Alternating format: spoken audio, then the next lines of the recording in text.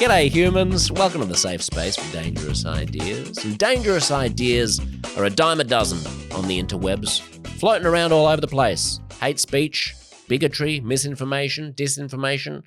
But the most dangerous idea of them all, perhaps, is the idea that we should let those dangerous ideas float around willy-nilly without trying to crack down on them via governments. Andrew Lowenthal, today's guest, has spent his life fighting for free speech. Mostly from the left, mostly in developing countries around Southeast Asia, where he's defended dissidents and dissenting opinions from the purview of the state and from being suppressed. And now he's found himself kind of flipped onto the opposite side of politics in many people's minds because he worked with Matt Taibbi on 5 of the Twitter files, investigating what was going on inside Twitter when they were essentially collaborating with the US government during the pandemic and that era to suppress or kind of secretly blacklist or greylist certain ideas and certain speech. With Michael Schellenberger, Andrew has created something called the Westminster Declaration, which is signed by many an illustrious sort of heterodox thinker saying that social media companies should not be putting their thumb on the scales of particular ideas, but should allow all ideas to flourish and should have a commitment to the greatest number of ideas in the widest possible sphere. Andrew now runs a digital civil liberties initiative called liber-net. He doesn't live in Australia, but he is Australian. He was back in town. He saw me on Q&A on national television arguing with Australia's ESafety commissioner and thought, you know what, we should have a chat. And I found it fascinating to dig into exactly where the boundaries of, appropriate discourse should be on social media and in real life. Enjoy as much as I did. The one and only Andrew Lowenthal. So where are you based?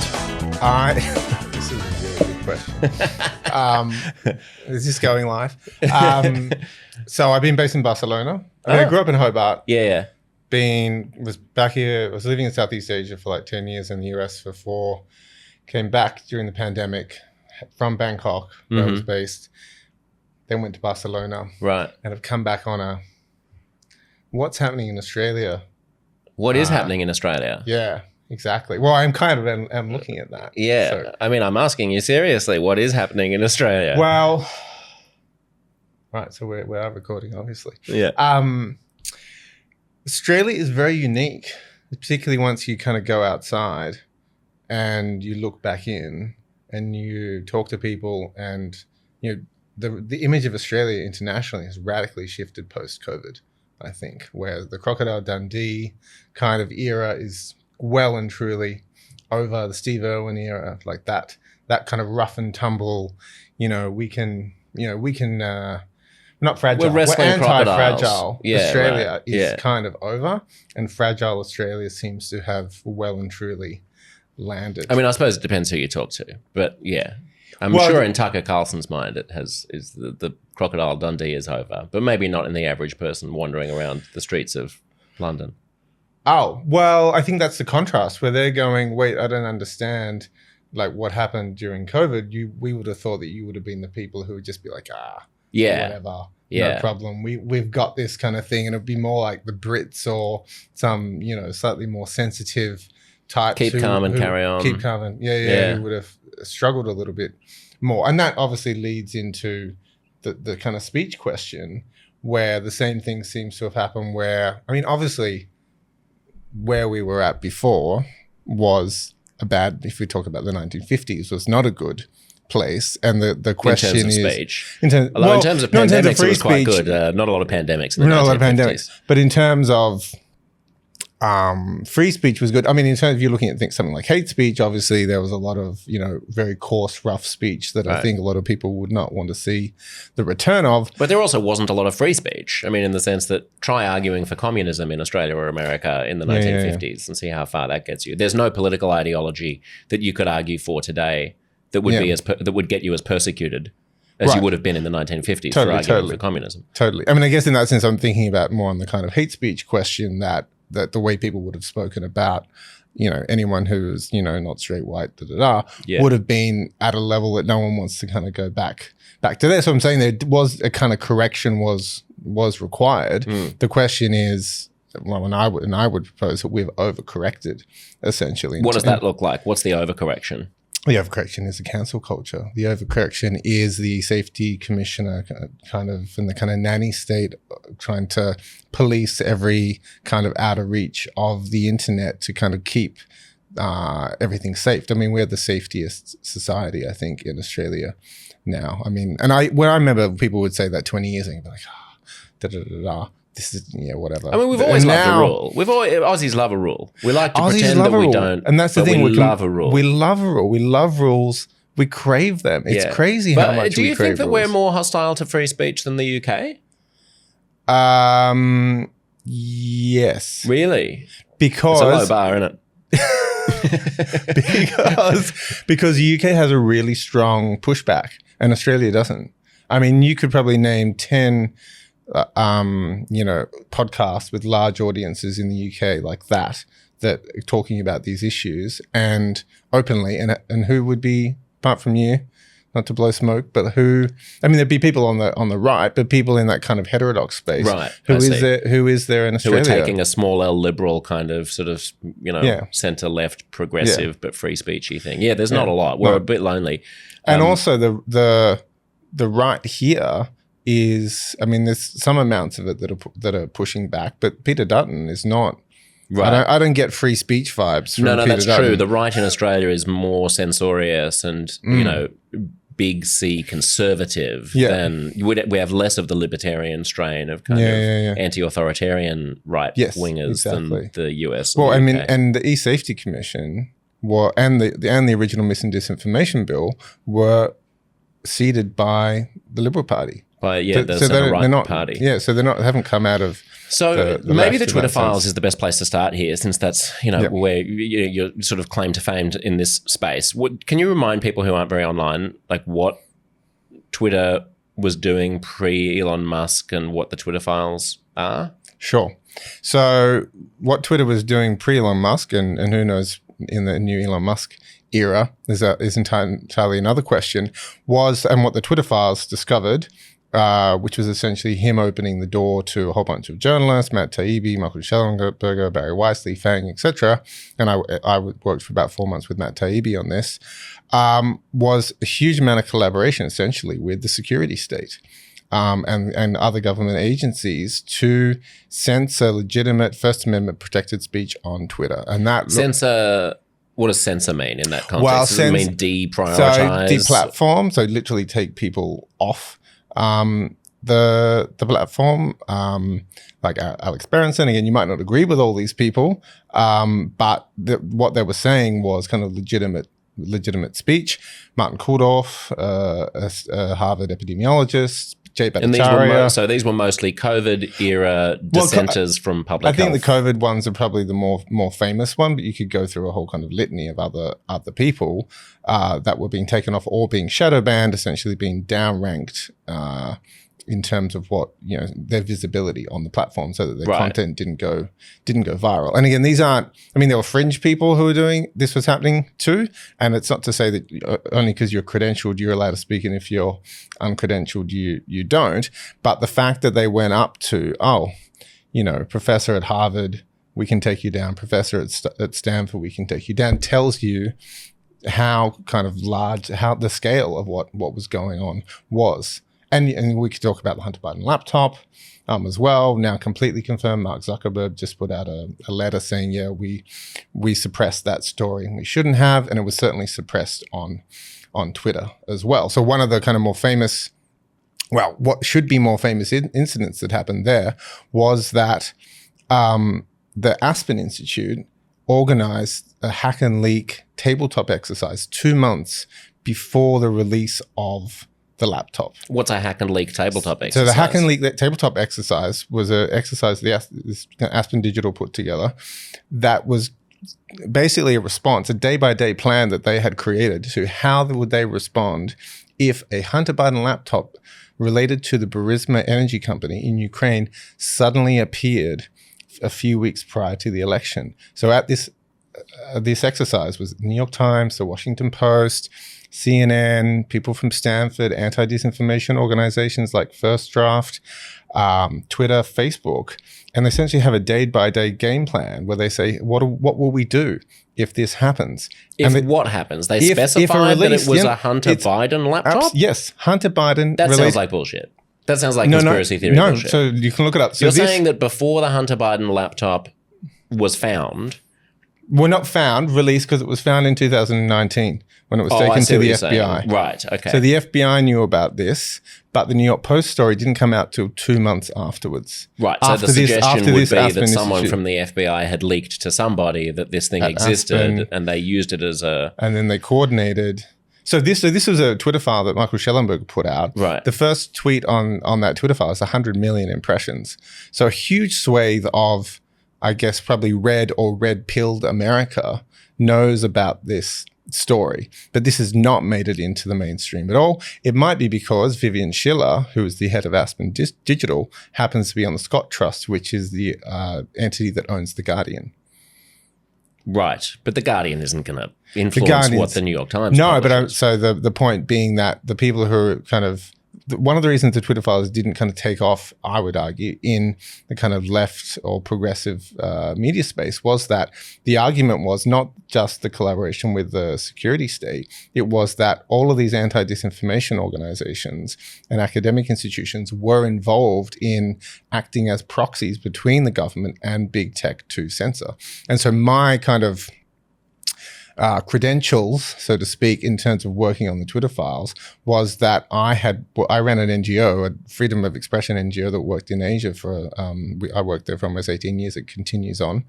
And we did a little bit of anti-disinformation work, but we also essentially did a lot of digital free expression work. And so when people came and said, we fake news law in Malaysia, fake news law in Singapore, like we would work with local campaigners who are saying, no, that's probably just the government trying to crack down on dissenting opinion. And then there was this switch to like, no, actually we do need the government to take more control of what's happening on the internet because there's a lot of very, very dangerous things happening out there. And I would argue that there are, but the biggest sources of mis and disinformation are governments and big business, and that's who you should be keeping your eye on. That's a true statement over the grand arc of human history. It may not be a true statement at any given point in time, right? In terms of volume, maybe the case that in the United States in 2020 and 2021, at the height of a pandemic, the main source of misinformation is not the government, but is podcasters or something. Well, that would be the argument, but you can watch innumerable video compilations of, say,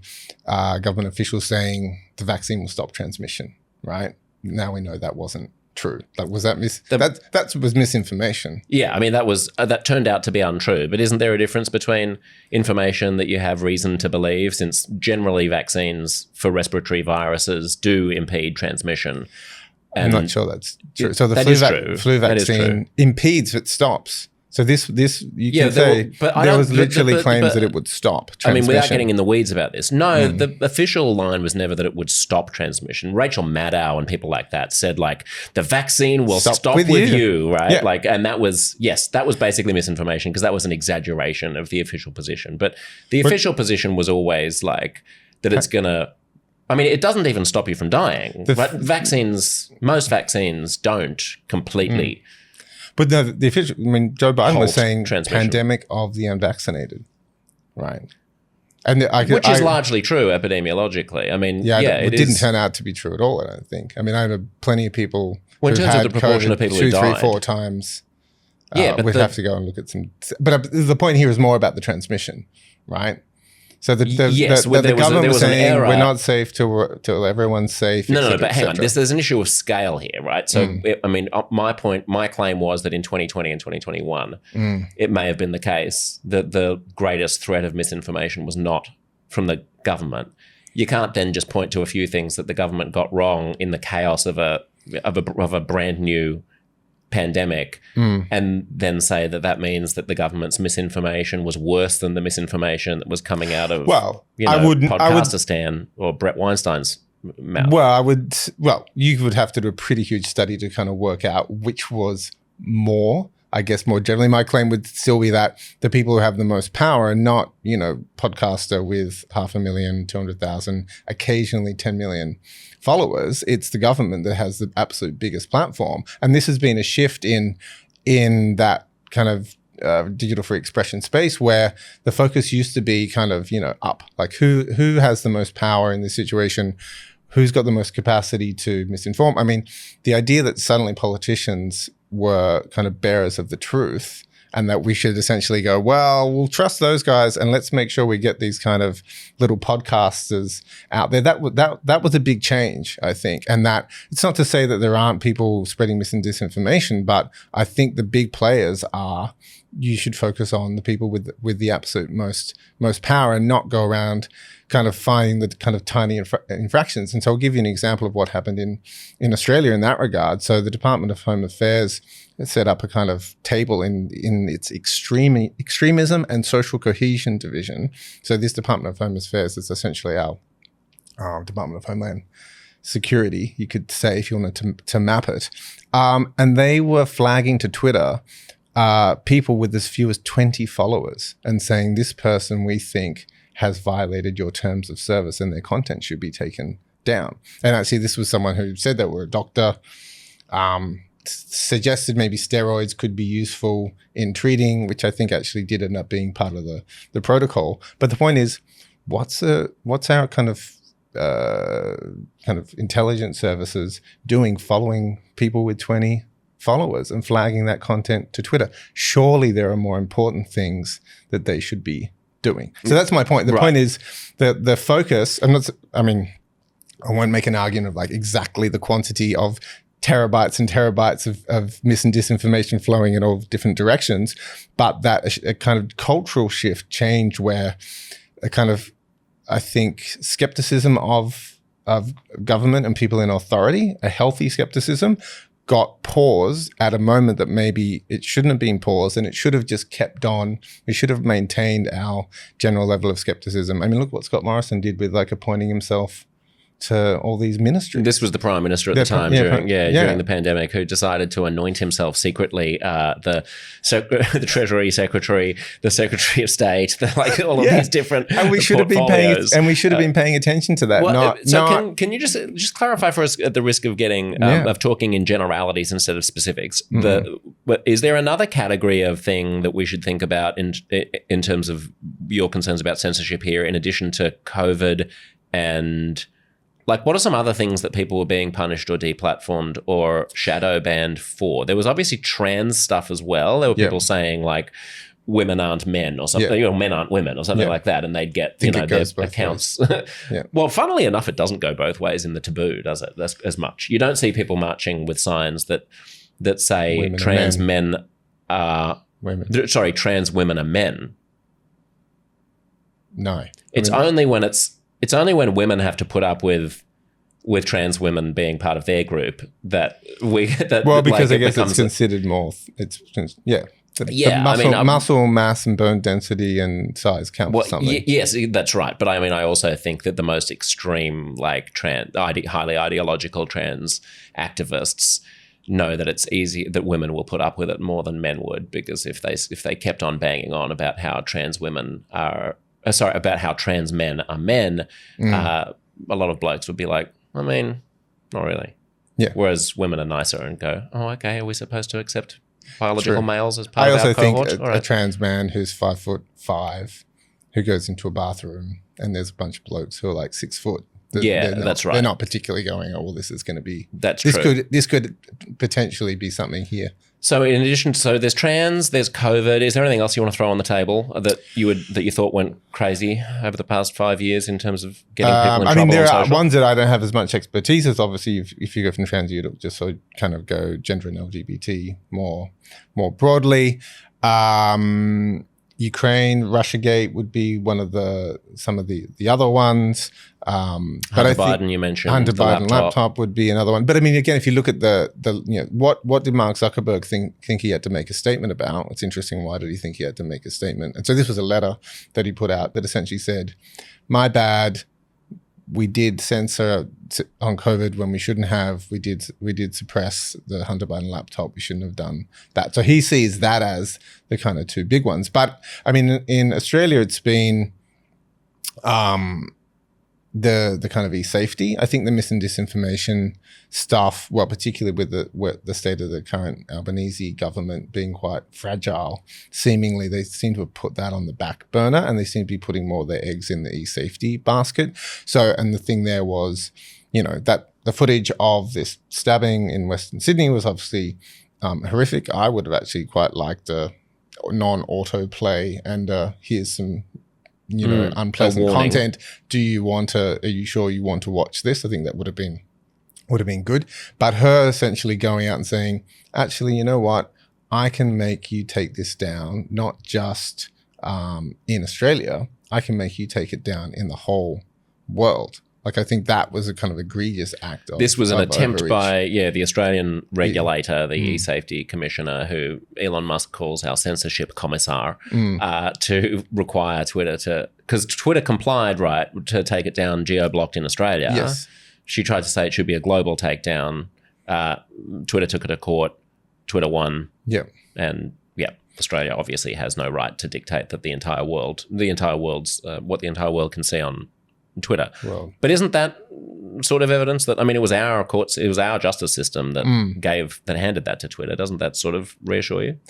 Well, no, because why does the Safety Commissioner think that that's a good idea to begin with? So the fact that there's someone in that position who already thinks that is within her remit. I'm going to try this. I think I can tell you. And imagine if that had happened in Germany or the US or any other country and said, actually, our country can tell your country what your citizens can and cannot see. So the fact that there's someone in that position who seems to have, maybe there's a kind of vendetta each way going. I don't know, but there seems to be a lot of ill feeling between both her and Musk, and it seems to have gotten too personal, in both directions. And I think someone in that level of position needs to be quite neutral in the way and quite clinical in the way that they're dealing with this stuff, because I think what has happened is a lot of people in Australia she's gotten a lot of blowback essentially, and a lot of trust in institutions, which were already lacking,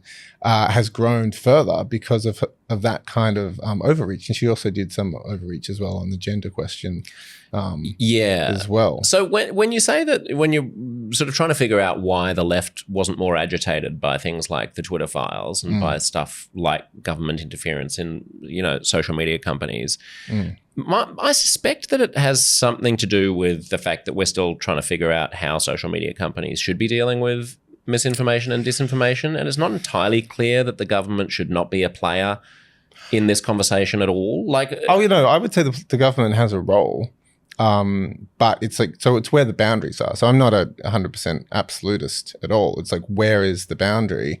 But also, what happened to the left? So, I mean, my background again was 20 years working on digital free expression in the progressive space. Again, we were working with progressives constantly pushing back on government attempts to